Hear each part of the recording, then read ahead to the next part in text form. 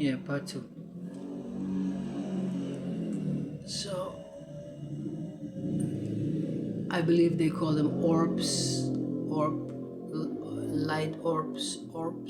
You got them in all kinds of sizes. You know, and I usually try to when the orb comes to me, I usually try it and grab it and swallow it. So it becomes part of me. You know, it's like it can give you superpowers. In a way. Sounds stupid, but yeah, like it can give you superpowers if you swallow the orb. So but yeah, there's all kinds of things I've been trying out. Experimenteren, to find out. So that's what I've been doing.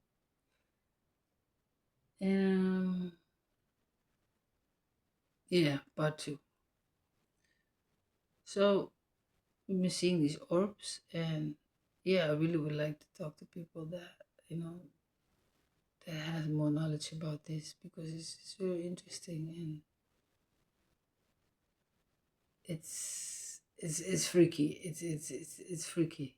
It's freaking freaky. Maybe we should go to the paranormal side. Actually, because it's paranormal. You know.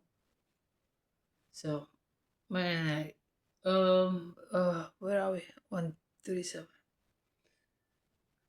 So I've been dealing with this and experimenting with this, and but I feel that I got two lights, two different lights. This light in my living room is more yeah, helping me with the daily things. If I'm doing something and I forgot to do something, like that should actually be done first, then I got a warning. You give me a warning. This is very attentive, very, very attent, erg attent op alles wat ik doe. And and it's like living with me and giving me signs and warnings, all the time. In the bedroom, it's different. It's a different vibe because there I'm naked, and it's like for me, I'm dealing with other entities. Actually, if you want to like, if you want to call it that way, I'm dealing with other entities. Because I feel through my body movement what they go off on. So and for me, I'm not dealing with God because God will not be be lurking on me and getting off on me and stuff like if I do certain things. No, for me that's not God. For me that's a sex demon or something. That's looking at me or filming at me or whatever or putting me on the dark web. I don't know. So that's why actually when I want to participate, I participate. But most of the time I don't participate. If I see they go off, I do the opposite. You know, or if I do something that makes them make the light go off, I do the opposite because I don't want to be a sex object. You know, I don't mind if I want to be a sex object. I can be a sex, but with my consent. But this is not done with my consent, so I'm not indulging in their games. So if you say yeah, I'm gonna pay you for it. Yeah, we might make it as a little move or something.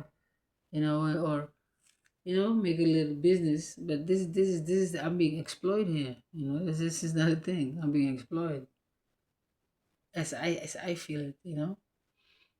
And well, but it is what it is. But there's a judge for everything. We'll say.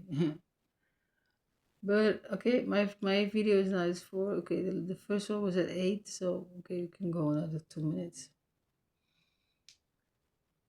Okay, and the thing is, yeah, I'm being watched. I mean, there's nothing new. Since I was living in Commonwealth, I've been watched. I've been je bent geobserveerd, stuff.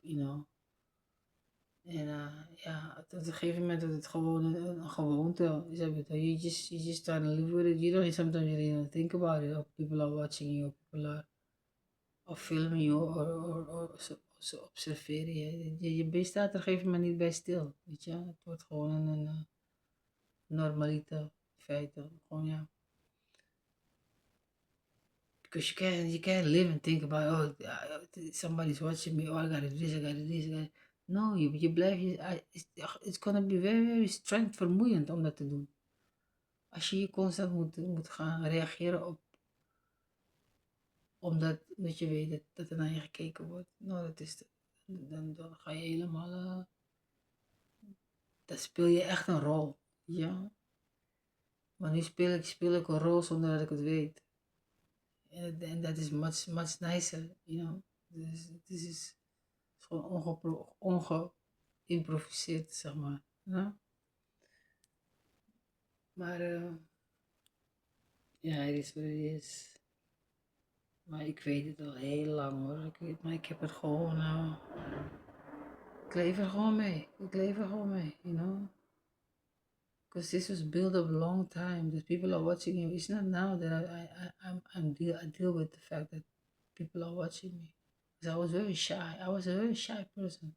And at some part of some things, I can be very shy. Look for asking people for asking for stuff and begging for stuff. Oh no, that's totally not me. You see, that's why I couldn't stand with that box. For me, that felt like, it felt it. I, I really wanted to do it for these kids,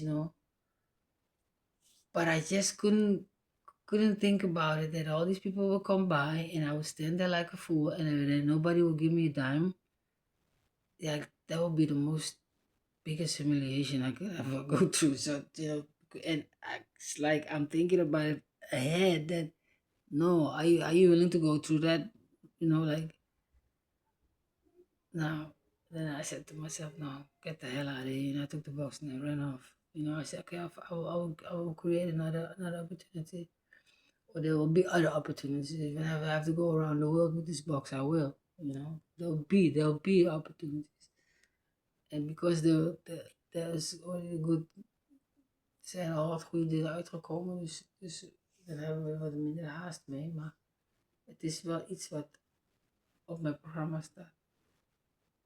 Oké, 7 minutes. Stop. Good, part 3.